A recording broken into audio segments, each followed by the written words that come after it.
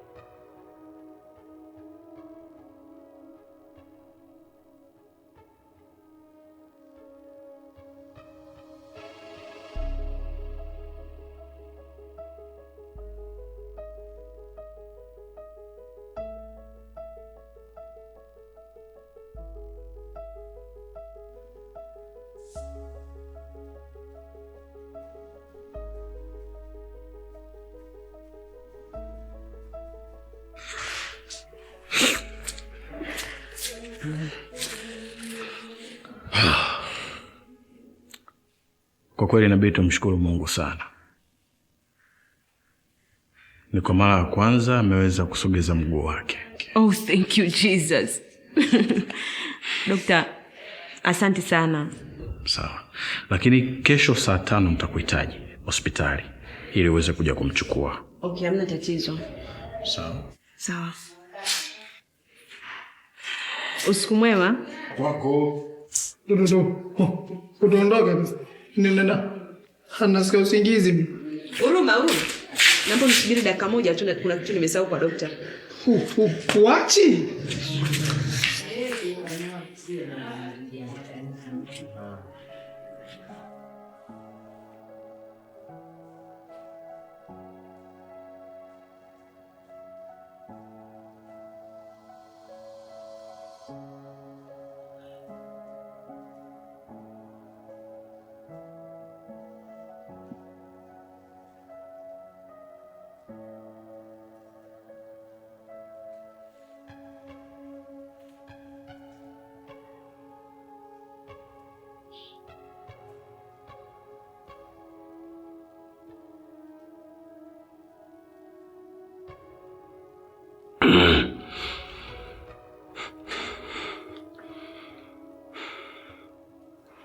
Tony.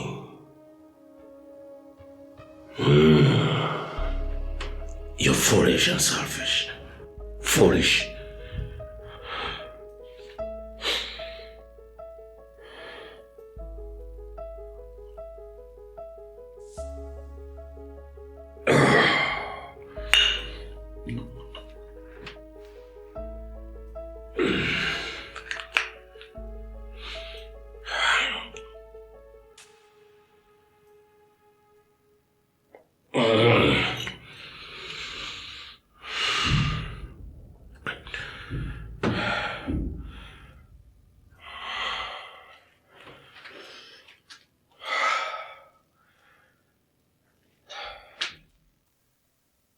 Kivipi? Okay. Yule ulikuwa naye jana ni mchumba wangu. Na tumekorofishana siku chache zilizopita. Lakini hatujaachana. Hivyo nisingependa ajue chochote kuhusiana na hii issue. Nitafurahi kama utanisaidia. Brandon. Yes. Brandon. Usijali. Mimi nitafanya kama unavyoniomba. Lakini unatakiwa ufanye kama mimi ninavyotaka. Na ikiwa utafanya kama mimi nilivyopanga, hauwezi ukasikia mdomo wangu ukimwambia mtu yeyote. Na mimi nitakuwa mmoja kati ya wale watakaokupigia debe kwa Brandon. Because now is my best friend. Okay? Niko tayari kufanya chochote kwa ajili yake. Kwa hiyo usijali katika hilo. Brenda, kuona mimi nitegemea lini mzigo wangu?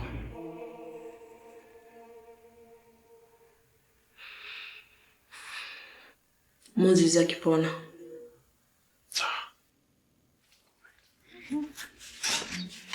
Thank you.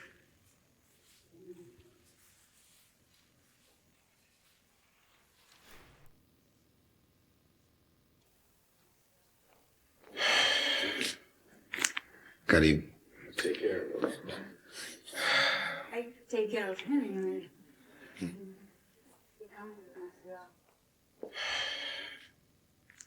Karibu. Take care. I take care of him. Sasa Stacy, ujiandae ukaoge. Ukishamaliza kukoga, nitakuonesha chumba chako cha kulala. Sawa? Lakini pia utakuwa wewe mwenyewe tu uko free. Sababu jiko liko hapo. Lakini mimi waga spiki. Sababu sana naogopa kukupikia kwa sababu sije nikakulisha matipu bure. Kwa hiyo nilichokifikiria hapa sasa hivi ni kwamba kuna Stacy. Basi. Sifanye hivi. Twende ukakoge alafu nikuonesha sehemu ya kulala. Alafu baada ya hapo utanituma mimi. Sawa? Twende basi. Twende.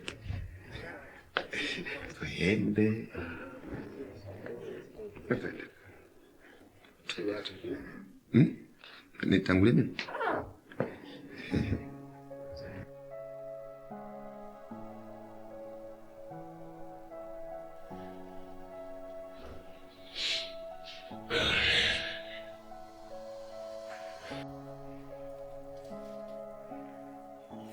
Hey. Vipi, una taarifa zozote? Sina, ndo maana nimekuja kwako hapa. Labda na taarifa yoyote.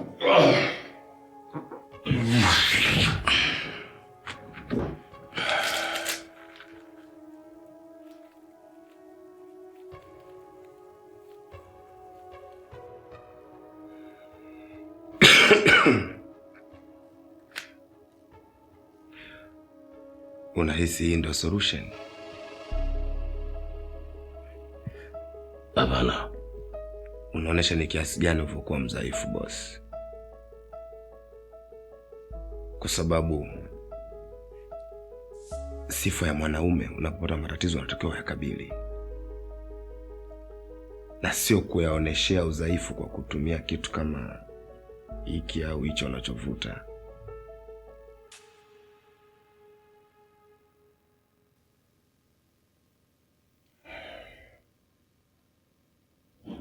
Tuache hayo. Nakuelewa vizuri sana.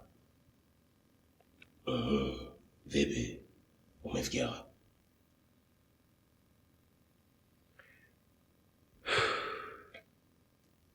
Kiukweli nimehangaika vya kutosha tu. Na sijapata ukweli wowote, ndio maana niko hapa. Je, kwenye hili kuna mtu yeyote umemshirikisha?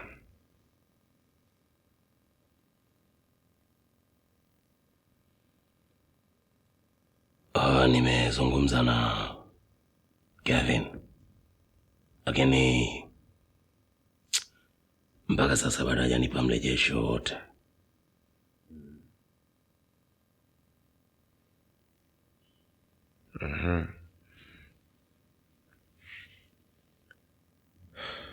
Mbali na huyo Kevin, kuna mwingine yote uliomshirikisha hizo taarifa? No. Na vipi kuhusu Brenda? Maana yule ni rafiki yake wa karibu sana. Hujamshirikisha swala lolote linalohusiana na rafiki yake? Pia huenda akawa anajua wapi alipo, na kama hajui basi huenda akatupatia njia ya kitu gani tuanze nacho.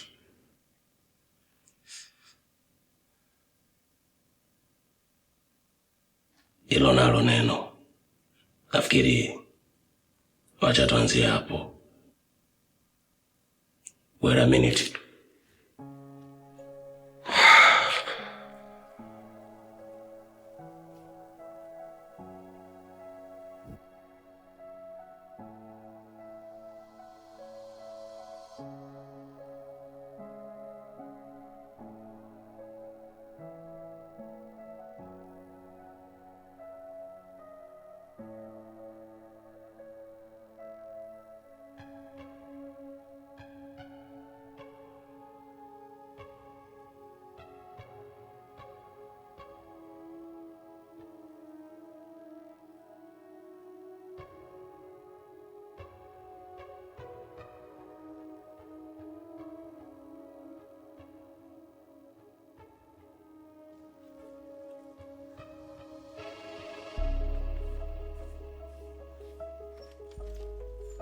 Oh, shemeji.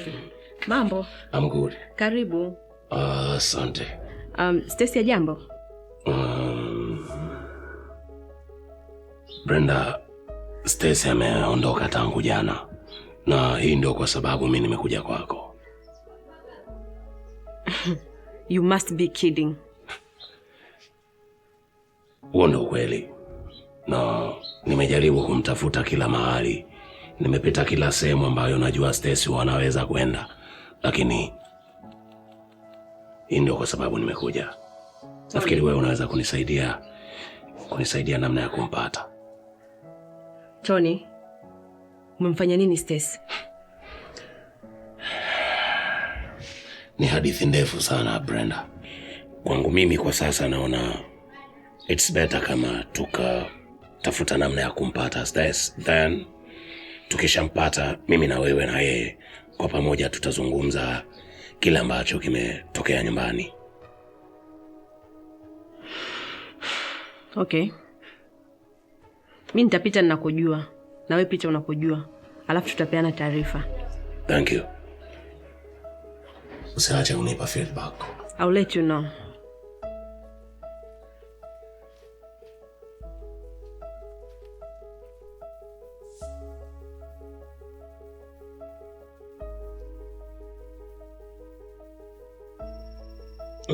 Kevin. Yes, Anna News.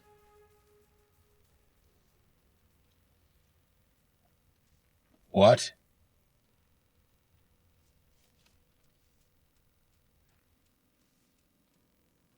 Ulimwona wapi? Na unajua mpaka sasa bado hajarudi nyumbani. Na kwa nini usiniambie Kevin? Okay. Sasa urudi kwenye lile eneo ambalo ulimwona. Lawezekana ndio eneo lake la kujichukulia chakula. Then utanipa taarifa. Yeah.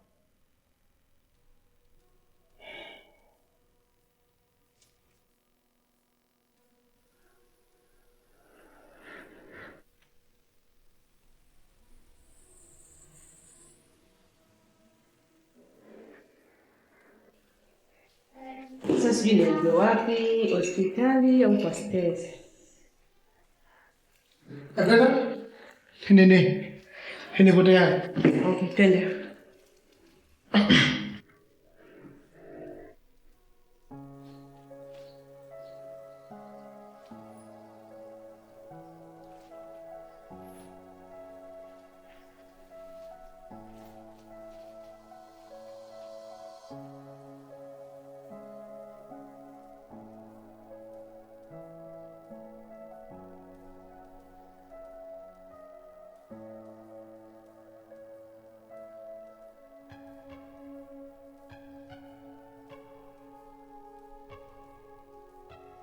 Any news? Hakuna taarifa yoyote ambayo nimeipata na hakuna ushahidi wa moja kwa moja uliothibitika, isipokuwa hii ndio sababu ambayo imenifanya nikuita hapa Nikki, ili kwa pamoja sasa tuweze kujadili na kuona namna gani tunaweza kumpata Stress. Brother, kama nilivyokuambia, mimi jana majira ya saa 7 mchana nilimuona kwenye mgawa mmoja hivi, na nilipojaribu kumfuatilia alinipotea ghafla. Kwenye mgawa gani? Ni mgawa mmoja hivi huko maeneo fulani ya Kijitonyama. Na Nikki, hii ndio sababu imefanya nikuite hapa, na bila shaka naamini gari yako yeye atakuwa ifahamu. Kwa hiyo wewe na Kevin mtaelekea kwenye huo mgawa, na hakikisheni mnakuwa makini sana. Pengine anaweza kutokea pale mkamuona. Msikae pale, egesheni gari pembeni. Right? Yes. Right. Basi mimi nadhani twende. Au kuna zaidi? No. Fanya kama nilivyokuagiza.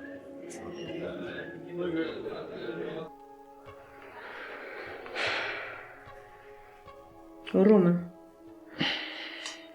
Hii hali ikiendelea hivi lazima nimwambie Brandon.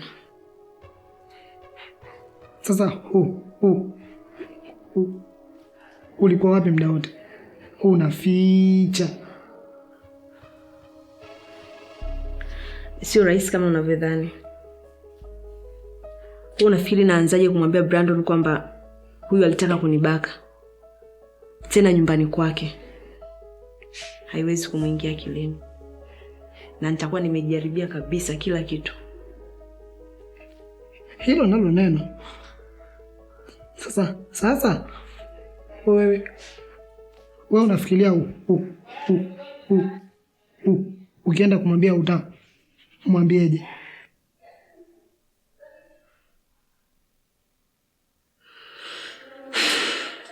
Hicho ndo kinachoniumiza, kwa sababu sijui nitamdanganya vipi, yani sijui nitamuongopea vipi ili aweze kunielewa. Unatakiwa uwe usuke uongo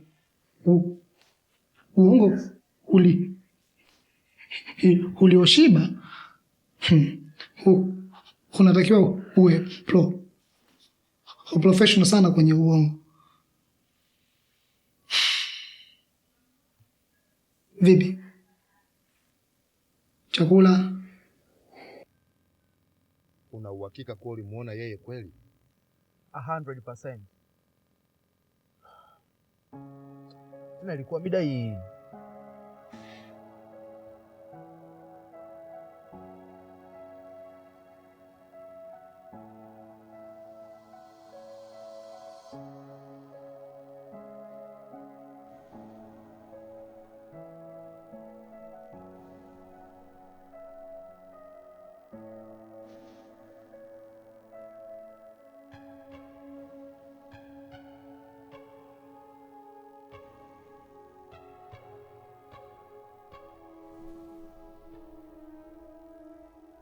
Nikki anafahamiana na Tony. I can't believe this. Kwa hiyo ina maana Nikki anajua kila kitu, ndio maana alikuja kunitafuta.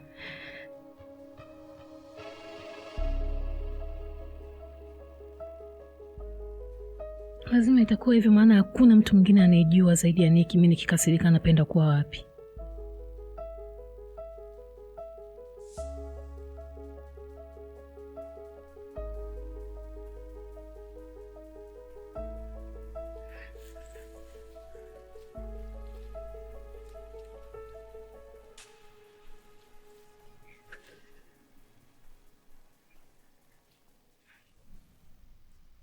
Mimi nadhani hawezi tena kuja sehemu hii. Wewe unafikiri yeye ni mjinga kiasi hicho kwamba kila siku anakuja sehemu moja tu? Ni kweli. Mimi nafikiri tuende tukamtafuta sehemu nyingine. Okay.